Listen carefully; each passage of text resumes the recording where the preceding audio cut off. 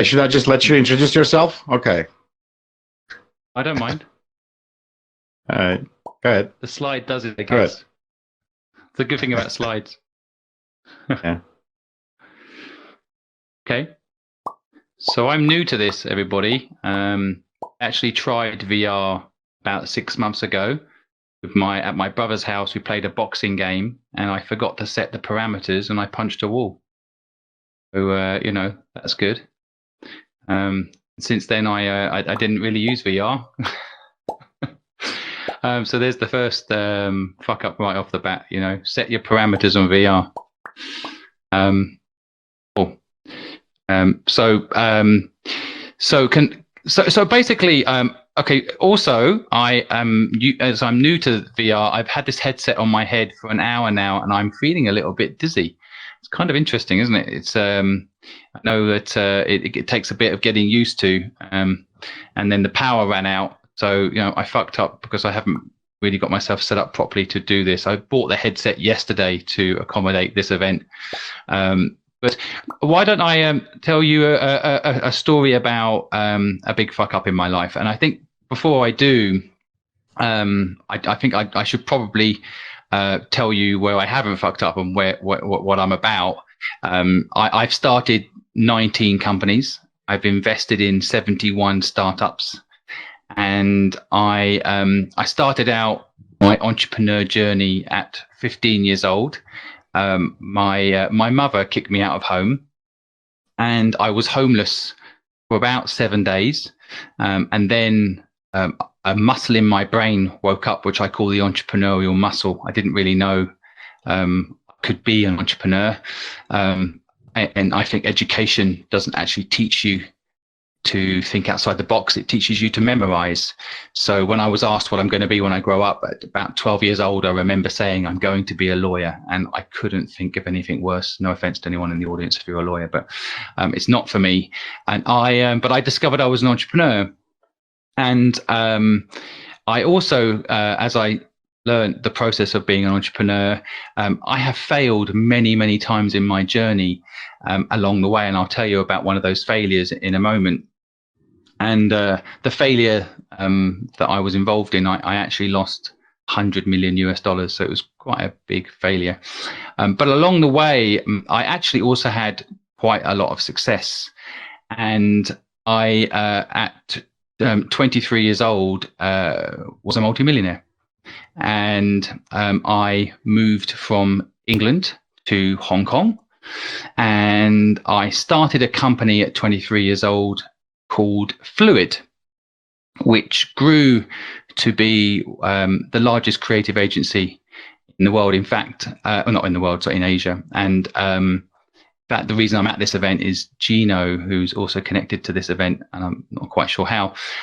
He and I know each other from Hong Kong, and I built that company up from zero, and I sold it not so long ago to PwC, PricewaterhouseCoopers, and so the headlines about me are, homeless at 15 and retired at 40, never needing to work again.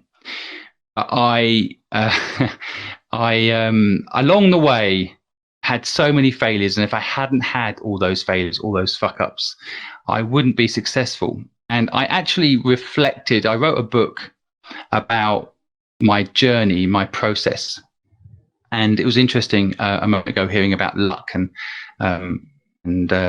how luck plays a big part. And I wrote a book actually about my life really, and how I managed to make it with no network, because everyone says you need a network, right? Your network is your net worth, or people will say, go to universities, you'll build a good network. That's complete bullshit.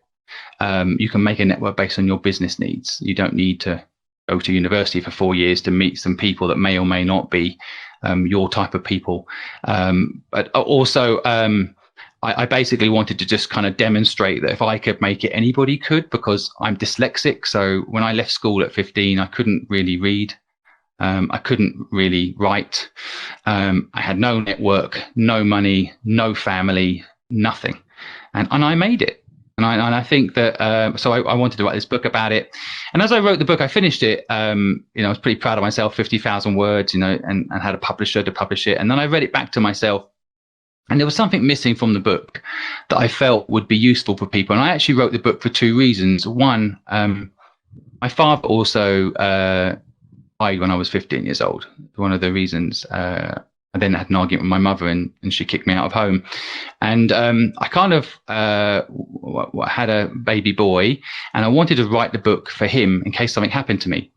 I wanted to write the book so he would know what I know, because I felt like my father never passed on that knowledge, because at 15 years old, 5 years ago, there was no video blogging, there was no content creation, and my father didn't write a book. So I had no way of knowing his life, what he'd learned, his moral code. I knew none of it. So I thought I would write it for my son in case something happened to me and he'd have a reference in my own words as to what happened to me. Because I always hear about my father via other people's words.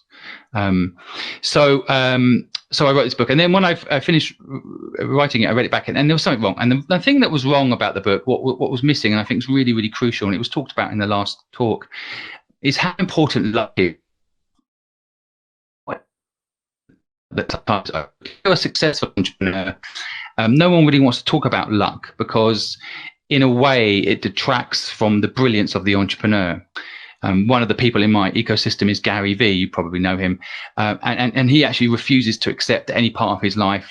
He's been lucky. He's worked for it. Is his wording, and I can understand the sentiment, although it's not true. In his case, he was born into a family where he was born into the right part of the world. He had access to a family business that was already turning over $3 million US.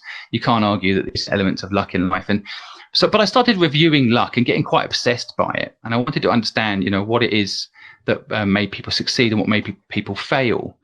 And especially when I started investing in businesses, I got into the concept of luck. Anyway, it turns out that there is a bit of a formula for luck. And by my kind of research, which I spent I can total about 15 years analyzing luck. Luck is broken into two parts. You've got 2% of your life, which is actually completely random luck. And that is, there's a saying out there like, the harder you work, the luckier you get. And that is bullshit. And I think, again, just a moment ago, that was just talked about, working hard will not equal success. If working hard equals success, then I'm based in London right now. I mean, the nurses in this country have been working their heart out to save people's lives. Frankly, they should all be billionaires, right? I mean, if working hard alone would equal a financial success. So it turns out 2% of your life is random, and basically where you're born, for example, is random luck. Nothing you can do about that. Doesn't matter how hard you work. You are born where you are born, and that will make a big difference in your life. Things like COVID is somewhat random luck, despite the conspiracy theories. It is random luck. It happens to us all, and then how we react to it. Again, someone was saying previously, how they reacted to COVID, and everyone has a different reaction and a different situation. But how how that happened to us all is random. But 98% of your life, it turns out, is luck you can influence. And interestingly enough, when you really get into it, if you look at, successful boxers, for example, what looks like bad luck with their 2% of their life where they're born into a difficult situation could in fact be their good luck over time, because it turns out that hard upbringing makes them a good boxer.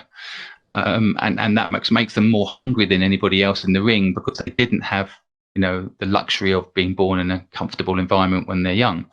But 98% of your life is a luck you can influence. And generally, top line is luck is really three things to increase your chances of luck. First of all, you've got to take a lot of risk.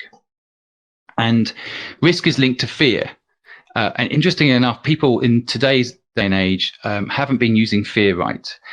A lot of people see fear as something to switch off if they feel it. So, if someone asks you to do a talk at an event like this, and, instantly you can say no to it because you feel a bit of fear, and then the fear's gone, right? So there you go. You've said no, you don't feel fear anymore, and you can move on. But fear wasn't designed like that. Fear is actually a gift to humans. And the original design of fear was, a lion coming towards us. We feel fear. It gives us like a superpower. I mean, we can literally run faster. We think differently. And if you leverage fear, you can do incredible things. And so I have learned to leverage fear. And what's interesting about learning to leverage fear is you learn to enjoy risk. And if you learn to enjoy risk, the more risk you take, the luckier you get. That is more true. If you take no risk, you will get near zero luck. The second element is around persistence. If you are persistent, if you follow through, then you will get more luck. And then the final element of increasing your chances of luck is knowing your destination, knowing where you're going. If you follow those three things, your luck dramatically increases, and without luck, you are not going to be successful. And I like what was said earlier as well about finding what success is for you. I think that's crucial. And I think that luck comes when you know success looks like for you. And yeah, also earlier was mentioned this work-life balance thing. Personally, I think there is just life. I think, sometimes I call that living life is like living on a wobbly stool. Some weeks, for example, I'll do nothing but focus on my health, and another week I'll do nothing but focus on my family, and another week I'll do nothing but focus on work, depending on what needs attention. And so I think a little bit this work-life balance is overrated, and you just have to live life. I do not separate my work and life. It is all one thing, and that's how I make sure I enjoy it. Now, I think fucking up is really interesting, and I've got so many stories around fucking up, and I always wonder which story to tell. And so I guess one around numbers is always interesting. And so here's my story. And I think telling you about my success is actually a good way of leading into sometimes when you're very successful early on, as I was in my career, you kind of get a slight invincibility, which I kind of liked. You basically think doesn't matter what you start, it's going to work. I think Elon Musk has this, and therefore what it does do is it makes you lean into risk. It makes you enjoy fear. You're almost like, why don't I try it? And again, I like what was said earlier, that sometimes if you try it but you've enjoyed the process and you fail, it doesn't matter. If you've enjoyed creating the game, then you've actually won. The game doesn't make money. Yes, that's a shame, but it's not the end of the world because you enjoyed the process, the journey, and I think that's really crucial. I really enjoyed the journey I'm about to tell you, but I lost a lot of money doing it. And so basically, I had a really successful agency business, a really successful cafe. I was living in Hong Kong. I had a great, rags to riches story. And someone came to me and said, Simon, I had this idea for a comic book. And I knew nothing about comic books. I did not grow up reading comic books. I really didn't have any idea, but I had this incredible respect for artists and designers and creative people. And at the same moment, as someone was saying that they got this idea for this comic book, a friend of mine who was a bus driver in London, but the most incredible artist I have ever met, said to me that he wanted to get into the comic book business. And so these two things at the same time, this person saying they had a comic book idea, and then someone saying that they, a friend of mine saying that they fancied getting into drawing comic books. I love fate. I go by fate quite often. And these two things came together, and I thought to myself, I should get involved in this. And what I thought I brought to the table at the time was marketing. I've been really building brands and marketing. That was really what I'd done in all my businesses, actually. So I thought, right, I've got the marketing piece, and then I've got this brilliant artist, and I've got this person with this comic book idea. And the story was really a brilliant idea. The general premise was that, you've got DC Comics and Marvel Comics, and what they tend to do, they're very American. They create, Superman, he lands in America, of course, and we all know what happened. Same with Batman, born in America. And I thought to myself, what if these characters, these superheroes, were born in other countries? What would happen if Superman was born in China? And what's really interesting when you ask that sort of question in the Western world is that they'd be evil, right? Well, why would they be evil if they're born in or land in China, and good if they land in America? Really interesting branding, right? But what it would be interesting to see Batman, if he was in India, what would that look like? What would Batman do? And the first character we came up with, and the first series we actually came up with, was an original, and the original was called the Mahabharata. And I don't know if anyone here knows this story, but it's an incredible story. I knew nothing about it at all. But basically, it's about 6,000 years ago when gods lived on the earth. The earth was all one continent; it wasn't separated as we see it today. And these gods that lived on Earth at this time had children with humans. So they ended up having half god, half human children. Anyway, we produced this comic book. and I funded it. And we got a really amazing office. I went to the DC and Marvel comic offices in the US, and they had these really cool offices, and we had free drinks, free food, free gym. I really went for it. And we make this incredible comic book. And I wish I'd done slides. If I'd understood how this environment had worked today, I would have done some slides so you could see the comic book. But if you want to go check it out, it's called Devashard. You can Google it. And we made this amazing comic book. And I absolutely, for the first time in my life, liked comic books. I understood the process of what it took to create a comic book, create a story arc, and we created this beautiful product, which I still really love today and often hold and reminisce. And then as I started to just keep pouring money into this comic book, and I had this dream, just like DC and Marvel, that we'll just turn it into a movie, right? I mean, we'll just make loads of money. It'll be no problem. And then and I'm very lucky. And then I basically got a meeting with. I went to Comic-Con. I don't know if you guys have ever known this. I displayed the comic book at Comic-Con, and Stan Lee, the creator of Spider-Man and the Hulk and all these amazing characters, he loved the product and said, "Wow, this is an amazing product."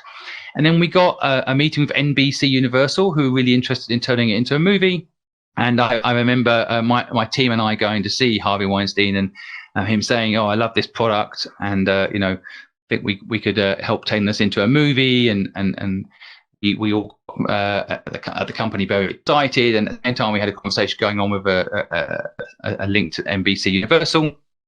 Anyway, long story short, I believe so strongly that this was going to get turned into a movie. I just kept pouring money into this business.